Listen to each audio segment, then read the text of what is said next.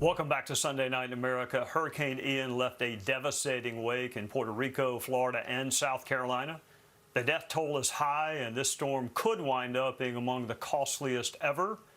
South Carolina Congresswoman Nancy Mace joins us now. Congresswoman Mace, thank you so much for joining us. The images from Puerto Rico and Florida are devastating. What's our coast, the coast of South Carolina, like? Well, certainly Charleston dodged a bullet on Friday, but just north of here, between Charleston and Myrtle Beach, not so lucky. We had the highest storm surge since Hurricane Hugo, and the images of Pawleys Island and Garden City and Myrtle Beach are devastating. And after flooding, sometimes comes fires, and Pawleys Island and Garden City had some similar fires, and we've got a little bit of time, days and weeks ahead to clean up and recover from Hurricane Ian, just as a Category 1. The images were pretty devastating as well.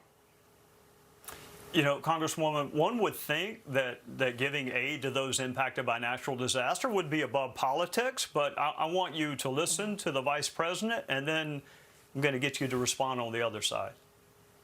Our lowest income communities and our communities of color that are most impacted by these extreme conditions and impacted by issues that are not of their own making. And so we have to address this in a way that is about giving resources based on equity.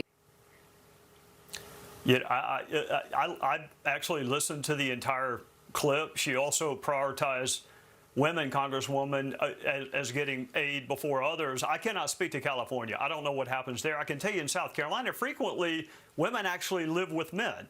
So how in the world do you prioritize giving a woman in Pawleys Island hurricane relief, but not a man if they live in the same house? I was dumbfounded by what she said.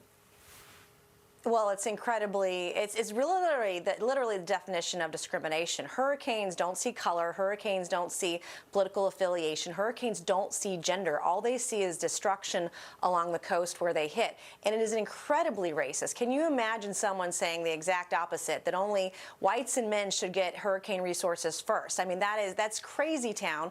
And the fact that the Vice President of the United States is making those kinds of comments shows a lack of leadership. Everyone, regardless of the color of their skin, their gender, their orientation, where they live, their zip code, should have access to hurricane funding and resources and cleanup, and that's what should happen in this country. We shouldn't see it through the lens of color like the Vice President does. Yeah, I mean, how about we just do it based on need? I mean, whoever needs it the most, do that first. All right, let me ask you about aid. Is there sufficient aid already budgeted to FEMA and elsewhere to cover the losses, or will Congress need to appropriate more for U.S. states and territories? I can't imagine that we won't have to appropriate more for the states and territories that have been the most affected. If you look at Florida alone, we're talking about the most expensive disaster in history in the state of Florida, billions of dollars. And yet, when we voted for the continuing resolution on Friday, we sent billions of dollars overseas rather than having it here at home for those who need it the most to recover from this disaster. And so I can't imagine we won't need more funding than what's already been appropriated for natural disasters, looking at the devastation in Puerto Rico and Florida and even along the coast of South Carolina. And I want to take a moment and thank Governor Ron DeSantis. I want to thank Governor Henry McMaster, those who've been on the front lines leading their states through this crisis, through enormous challenges. They've both done a great job.